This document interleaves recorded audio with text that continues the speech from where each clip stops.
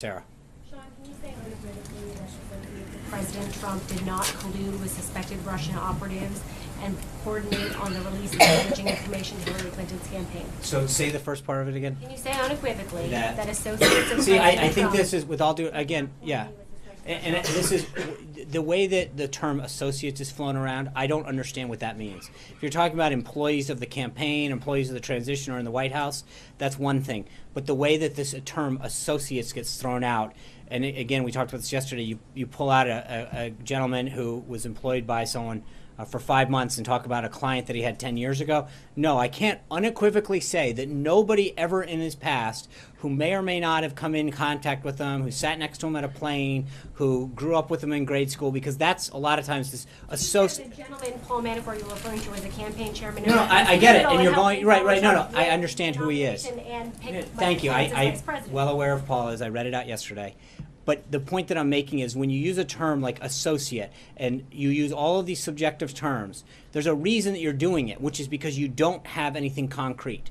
If you do, come back to me and ask, does anyone in the White House? Is anyone in the transition? But when you throw out a vague term like that, it's a catch-all. Can you be certain that no one who works for Time Life Turner has ever done anything illegal? I think that's a pretty broad way of casting a net that, or who has visited the building. I mean, that's what you're equivocally saying.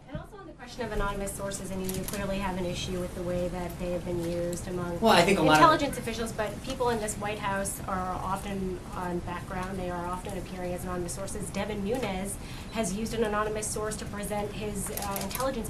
So why is it acceptable in that case, but not But first of all, there's two issues here. Number one is, what I have a problem with, and in specific with the reporting that your network did yesterday, is it was one subjective term after another. It was associates that may or may not be there, so all one subjective term after another with no concrete proof that anything happened. No way. When you use a term like associates, you don't even put a time frame around it. It's a little bit nebulous at best to suggest that somebody over and over again making a claim the way you do and the narrative continues without any substantiation. When you're talking about Nunes, there's a reason that with someone who's dealing with classified information can't go out into public and reveal certain things because no, that's not what he said. I don't think he ever said that anything wasn't classified. But there are certain things that the methods. Able to talk about it because it was not classified. No, he's able to talk about the subject. He cannot talk about the specifics. Would be my suggestion, that you can't talk about specifics of a case in terms of the sources and methods and the individuals. Because part of what's happened is that a lot of the individuals who've been masked or unmasked are supposed to be classified. So just because something's gone into the public domain doesn't make it any less unclassified. That's the problem. You keep saying that there's not a plan B for healthcare. President Trump has repeatedly said that Republicans should just allow Obamacare to collapse because Democrats will own that, and therefore maybe we shouldn't do anything about it. But it's not fair to the American people to do that. Is the reason there's not a plan B is because the president's plan is to allow Obamacare to collapse? No, the president's plan is to pass the bill tonight, get it onto the Senate, and then sign a bill once it goes through conference. That's the president's plan, and that's what the president's been, fighting for it. That's why the president's been trying to make it stronger and stronger every day.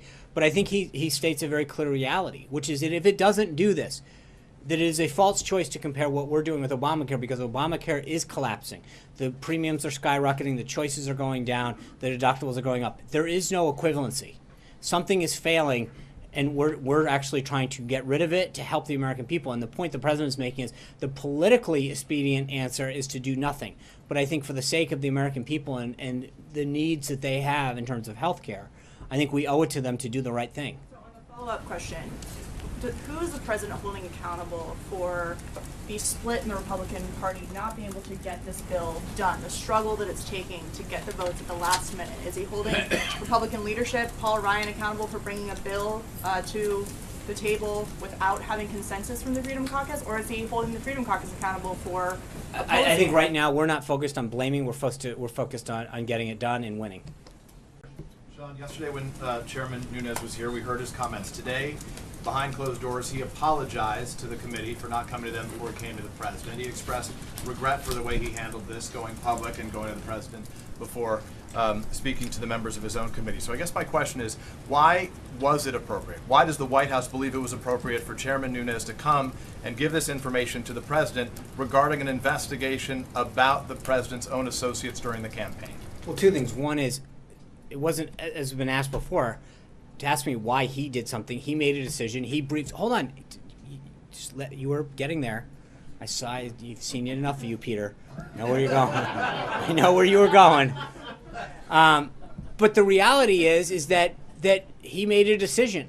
He briefed the press first. No one had a problem, by the way, in the press corps of getting briefed before everybody else. He went down, he briefed your colleagues before he briefed anybody else.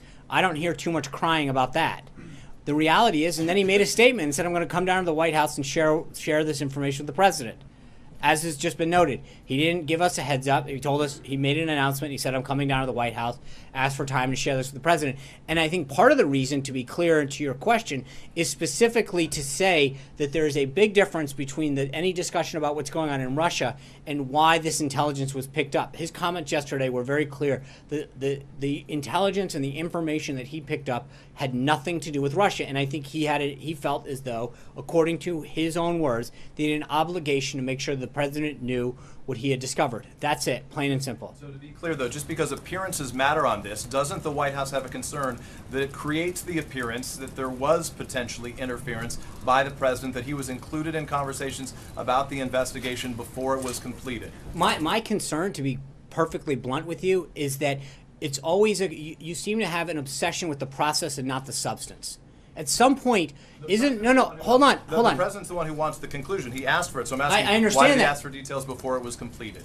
Because as Chairman Nunes said, and again, I'm just going to make it clear, because he said that he wanted to make it very clear that the discussion and the revelations that he had did not regard anything to do with Russia, and he wanted the president to understand that. But there seems to be this obsession with the process. How did he get here? When did he go? What was the reaction? At some point, there should be a concern about the substance. That's a very serious revelation that he's made about what happened during the 26th election with respect to our side and some of the things that happened. And at some point, I would implore, urge, beg some of you to use some of your investigative skills to look into what actually did happen. Why did it happen? What was going on back there? Who knew what when?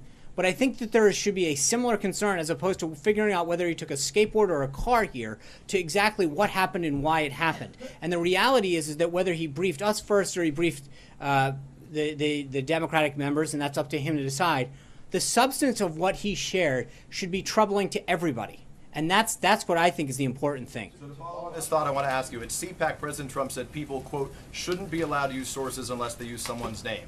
He said it does, quote, tremendous disservice. It's following up with the conversation you started with Sarah earlier. So I guess the simple question is, Chairman Nunes came out, he noted sources that he couldn't create and provide publicly.